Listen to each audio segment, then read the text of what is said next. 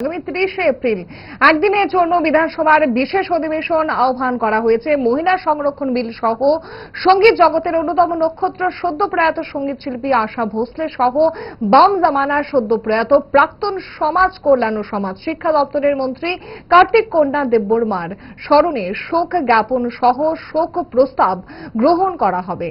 আজ রাজ্য বিধানসভার বিএসির সভায় গৃহীত হয়েছে সিদ্ধান্ত। সংবাদ মাধ্যমে খবর জানিয়েছেন রাজ্য বিধানসভা পরিষদীয় মন্ত্রী রতনলাল নাথ। নোটিশ অব মোশনের বিষয়বস্তু ইংরেজি না বলে বাংলা বলছি।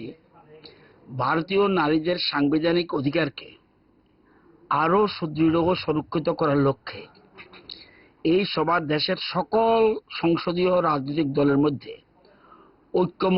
ঐক্যমত প্রতিষ্ঠার আহ্বান জানাচ্ছে এবং কেন্দ্রীয় সরকারকে আন্তরিকভাবে অনুরোধ করছে যে 2011 সালের জনগণনার ভিত্তিতে সীমানা পুনর্নির্ধারণ মানে ডিলিমিটেশন যেটা বলি, এই ডিলিমিটেশন প্রক্রিয়া দ্রুত শুরু করার জন্য অবিলম্বে প্রয়োজনীয় পদক্ষেপ গ্রহণ করা হয় এবং একই সঙ্গে সংবিধানের 131তম সংশোধনী বিল, যে বিলটার নাম নারী শক্তি বন্ধন অধিনিয়ম, সংশোধনের লক্ষ্যে পুনরায় উদ্যোগ গ্রহণ করা হয় যাতে লোকসভা ও রাজ্য বিধানসভাগুলিতে নারীদের জন্য মোট আসনের 1/3 সংরক্ষণ কার্যকর করা নিশ্চিত করা যায়।